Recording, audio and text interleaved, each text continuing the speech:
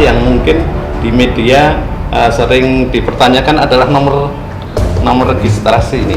Nah, nomor register ini biasanya yang kalau saya lihat di media sosial itu tidak nampak. Nah, padahal ini ada. Ya, saya nggak tahu kenapa bisa terjadi seperti itu. Berganti-ganti presiden, baru kali ini kita rasakan luar biasa ujian yang Allah berikan. Dari awal pemerintah ini sampai sekarang tidak pernah berhenti dengan keributan. Kita, sebenarnya pemerintah kita itu sudah gagal mencerdaskan kehidupan berbangsa dan bernegara. Iya, tugas pokok presiden. Iya, itu kan perintah konstitusi. Iya, alinea keempat. Iya. Jadi kalau kita merujuk ke situ gagal ya.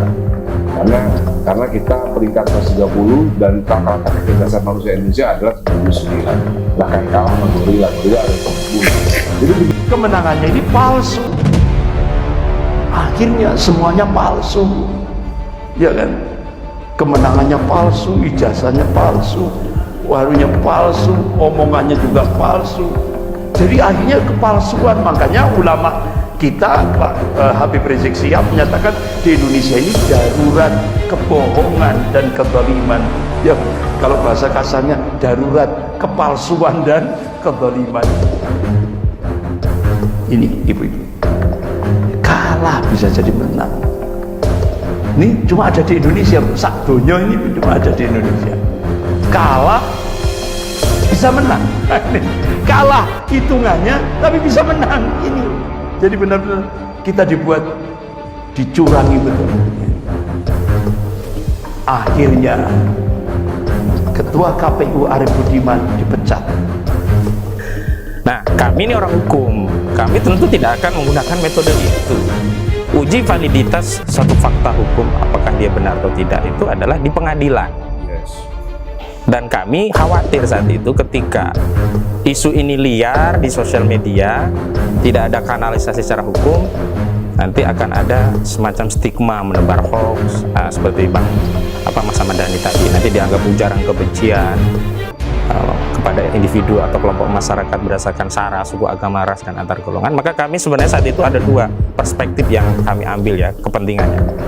Pertama, kepentingan publik dalam pengertian untuk memastikan apa iya informasi itu valid, benar atau tidak. Kalau valid atau benar, bahaya sekali kita punya presiden yang tidak memenuhi syarat, yang tercela karena menggunakan ijazah. Karena dalam ketentuan KPU, per KPU itu diatur bahwa syarat seorang calon presiden diantaranya adalah harus lulus SMA sederajat, gitu, minimal itu. Yang kedua, kami juga tidak ingin isu ini kemudian memakan korban, sebagaimana dahulu Bambang Tri juga pernah dipenjara karena dia bicara di sosial media. di bukunya yang pertama. Buku yang pertama itu kan terkait riwayat presiden. Kalau sekarang kan riwayat pendidikannya. Jilid duanya. Kalau yang kedua ini stressingnya pendidikannya. Kalau yang pertama kan asal usul. Nah, kami kemudian berkesimpulan, oh kalau begitu ini harus dibawa ke ranah hukum agar apa, ada kepastian. Dan kepastian ini bukan hanya bagi Bambang Tri, bukan hanya bagi kita rakyat Indonesia, juga bagi Bapak Presiden.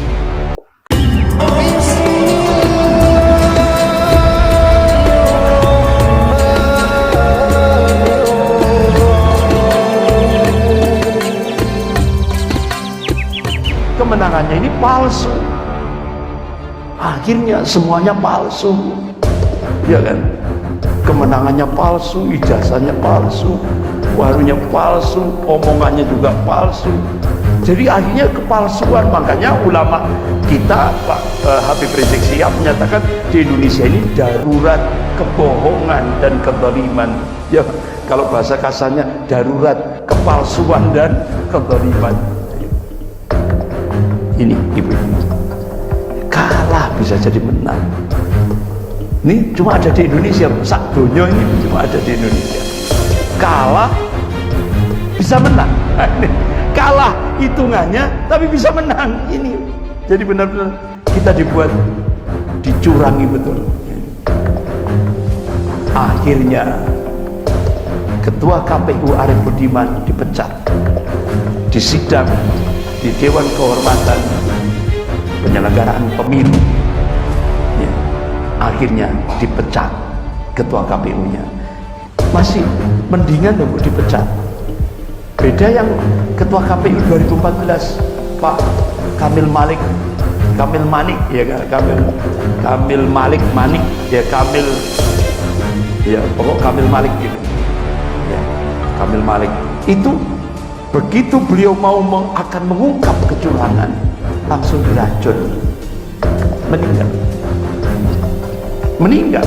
Padahal sebelumnya itu masih omong-omong dengan Profesor Yas Rasid, orang PI, masih omong-omong. Dan tahunya setelah itu biru dampak daripada racun, dan keluarga tidak boleh melakukan otopsi. Selesai.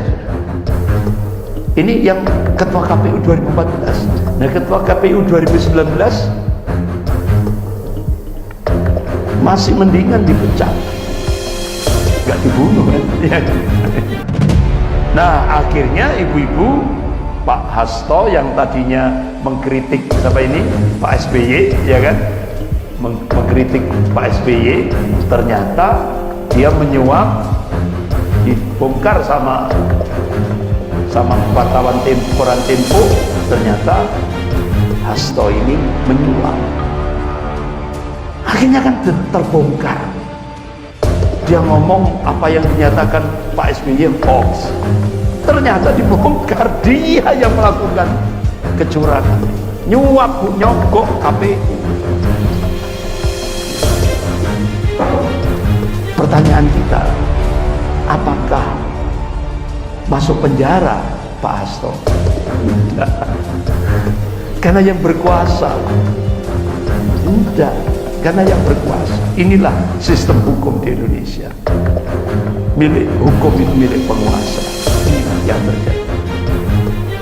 Padahal sudah jelas-jelas dia nyogok KPU.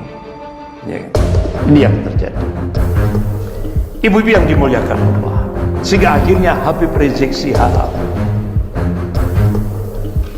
mengumumkan di tengah-tengah umat Indonesia sekarang darurat kebohongan dan kezaliman.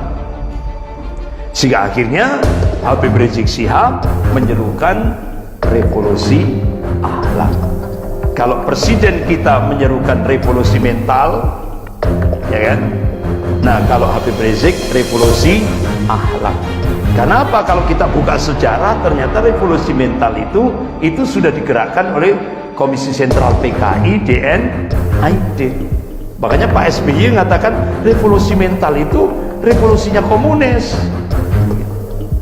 Makanya Habib Rizik Syihab menyerukan revolusi akhlak. Sehingga ibu-ibu kita diingatkan oleh Rasulullah.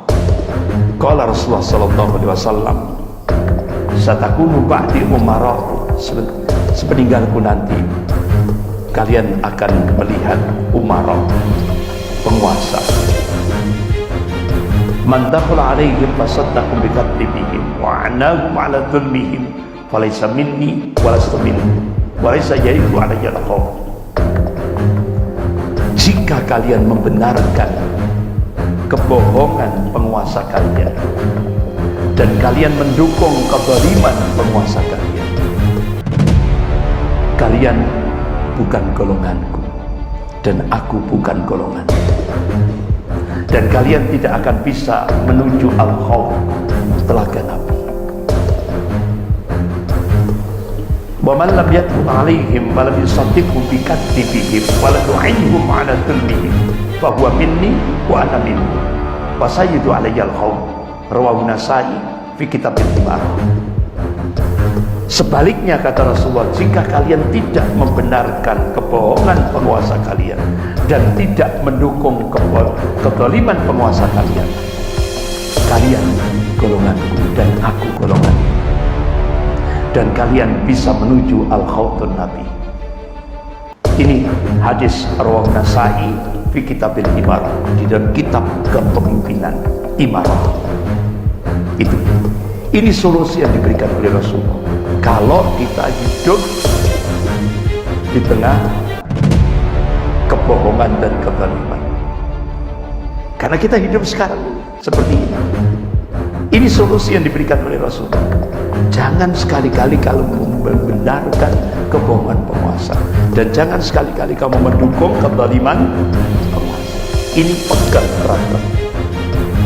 Jangan. Ini hadis ini jarang disampaikan dulu. Jarang ustadz-ustadz menyampaikan. Yang sering disampaikan itu apa? Taat pada ulil amri. Sudah. Itu saja. Tapi kalau hadis ini jarang disampaikan. Karena resiko. Kalau ada ustadz, apalagi ustadznya pegawai negeri, langsung bu, wassalam wa kalam, langsung dipecat. Ini hadis solusi yang diberikan oleh Rasul. Bahkan Rasulullah mengingatkan, qala Rasulullah sallallahu alaihi wasallam, innakum sataruna ba'di akthar wa umuran tumkiruna. Sepeninggalku nanti kalian akan menyaksikan athara. Itu ulama-ulama hadis menafsirkan athara itu penguasa yang zalim. Wa umuran tumkiruna. Apa-apa yang kamu ingkari, artinya pelanggaran agama, justru dimunculkan oleh penguasa. Akhirnya sahabat tanya, ya Rasulullah, apa yang kau wasiatkan kalau saya hidup di tengah-tengah seperti ini? Apa wasiat Rasulullah? Qala Rasulullah sallallahu alaihi wasallam, addu ilaihim haqqahum wassallallahu haqqahum. Tunaikan hak penguasa kalian dan mintalah kepada Allah hak-hak kalian. Berarti bu, kalau kita muncul kondisi penguasa seperti itu, Rasulullah masih tetap meminta umatnya untuk menjadi warga negara yang baik. Tunaikan hak-hak penguasa, bayar PLN, bayar PDAM, bayar pajak, terus apa lagi? Ya, ya kan? Pokok tunaikan hak penguasa kan. Mintalah kepada Allah hak-hak kalian. Presiden halalan thayyibah. Jadi berubah tergantung kejabatannya. Kalau jadi ketua MUI, Majelis Ulama, haram, ya kan, BPJS haram. Begitu diangkat jadi wakil presiden, halalan ditambahi thayyibah. Astagfirullah. Jadi mudah dari haram menjadi halal. Astagfirullah. Ditambahi thayyib lagi. Ibu-ibu yang dimuliakan Allah, bagaimana realitas politik di Indonesia? Ini yang harus kita ketahui bersama. Jadi sekarang ibu-ibu, Indonesia benar-benar dikuasai oleh oligarki. Oligarki itu apa, Bu? Cina, 9 naga. Bahkan Menko Polhukam Pak Profesor Mahfud MD menegaskan demokrasi di Indonesia tidak sehat karena hampir 84% kepala daerah di seluruh Indonesia itu disupport oleh Cina. Cukup 84 berarti kan mayoritas kabeh. Makanya nggak usah jauh-jauh di pusat. Saya habis kuliah subuh, ada seorang pejabat dekati saya, Ustaz, nggak usah jauh-jauh tingkat nasional, Jawa Timur, mulai dari atas sampai tingkat kecamatan, kabeh jongos Cina, Ustaz. Jongos itu nyata. Makanya ibu-ibu, ternyata kapal penjajah itu adalah 9 naga. Kalau dulu VOC kapalnya benar-benar kapal dagang, jajah, datang VOC kapal bener Bu, datang ke Indonesia, jajah Indonesia. Berapa tahun? 350 tahun. Nah sekarang kapalnya beda, kapalnya sudah berada di Indonesia 9. Ini 9 naga. Sofyan Wanandi, nama Indonesianya. Ang Chung Min yang tadi itu nama Indonesianya Tahir.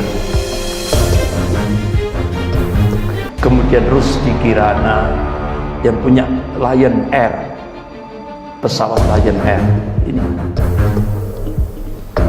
Kemudian yang keempat yaitu Yakob Sutoyo,